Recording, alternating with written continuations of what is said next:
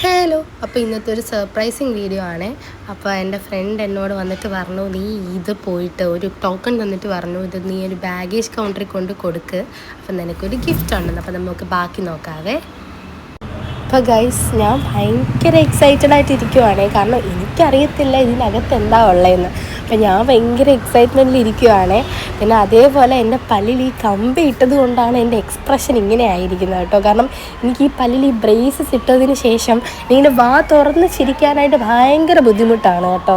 ബുദ്ധിമുട്ട് in the sense എന്ന് പറഞ്ഞാൽ ഇനി ഭയങ്കര എന്തോ ഒരു കംഫർട്ടില്ലാത്ത പോലെ തോന്നും. ലൈക്ക് ആൾക്കാർക്ക് കാണുമ്പം എന്നെ കാണാൻ ബസന്തിയെ പോലെ തോന്നുമെന്ന് ഞാൻ പല തവണ ചിന്തിച്ചിട്ടുണ്ട്. അതുകൊണ്ട് ഞാൻ അങ്ങനെ വാ തുറന്ന് വലുതായിട്ട് ചിരിക്കാറോ അങ്ങനെ ഒന്നുമില്ല. അപ്പം ഞാനിങ്ങനെ നോക്കിക്കൊണ്ടിരിക്കുക, എന്തായിരിക്കും എനിക്കിങ്ങനെ വലിച്ചു കയറി പൊട്ടിക്കണമെന്നുണ്ട്. എന്നാലും ഈ ഗിഫ്റ്റ് റാപ്പേഴ്സൊക്കെ കാണുമ്പോൾ എനിക്കിങ്ങനെ പതുക്കെ തലോടി ഇങ്ങനെ തുറക്കാനേ തോന്നത്തുള്ളൂ കേട്ടോ.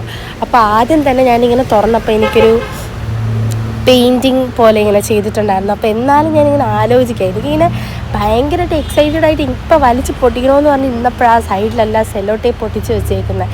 പിന്നെ പ്രത്യേകിച്ച് എനിക്ക് നഖം ഇല്ലാത്തതുകൊണ്ട് അത് വലിച്ച് പൊട്ടിക്കാൻ ഭയങ്കര പാടായിരുന്നു കേട്ടോ. അവസാനം എങ്ങനെയൊക്കെയോ വലിച്ച് പൊട്ടിച്ചെടുത്തിട്ടുണ്ട്. അപ്പം ഞാൻ ഓരോ സൈഡിൽ നിന്ന് ഊരുമ്പോഴും മറ്റേ സൈഡിൽ ഒട്ടിച്ചൊട്ടിച്ച് വെച്ചിട്ടുണ്ട്. അപ്പം ഞാനിങ്ങനെ ഓരോന്നായിട്ടിങ്ങനെ ഊരിക്കൊണ്ടിരിക്കുക. ഇടയ്ക്കിടയ്ക്ക് സങ്കടം വരുന്നുമുണ്ട്, എന്തായിരിക്കും എനിക്ക് വേണ്ടി ഇത്രയും പൈസ കളഞ്ഞല്ലോ എന്നൊക്കെ ഓർക്കുമ്പം ഇങ്ങനെ സങ്കടവും ഉണ്ട്. എന്നാലും നമുക്ക് തുറന്ന് നോക്കാം എന്തായിരിക്കുമെന്ന്. അപ്പോൾ ഗൈസ്, ഞാൻ ആദ്യം ആ ഒരു ബോക്സ് പൊട്ടിച്ചപ്പോൾ ബാഗ് ഉണ്ടായിരുന്നേ, ഒരു വോക്കവേയുടെ ഗ്രീൻ കളർ ഒരു ലെതറിൻ്റെ ഒരു ബാഗ് ഉണ്ടായിരുന്നു. നല്ല ഭംഗിയായിരുന്നു അത് കാണാനായിട്ട്. പക്ഷേ അതിൻ്റെ അകത്തും ഗിഫ്റ്റ് ഒളിച്ചിരിപ്പുണ്ടായിരുന്നു എന്ന് ഞാൻ അറിഞ്ഞില്ലായിരുന്നു കേട്ടോ. അപ്പോൾ ഞാനിങ്ങനെ ഇരുന്ന് ഗസ് അടിക്കുമായിരുന്നു, മാലയായിരിക്കും വളയായിരിക്കും എന്നൊക്കെ. പക്ഷേ ഞാൻ അത്രയും ആഗ്രഹിച്ച സംഭവമായിരിക്കും അതിനകത്ത് ഇരിക്കുന്നതെന്ന് എനിക്കറിയത്തില്ലായിരുന്നു. അപ്പം നോക്കാവേ.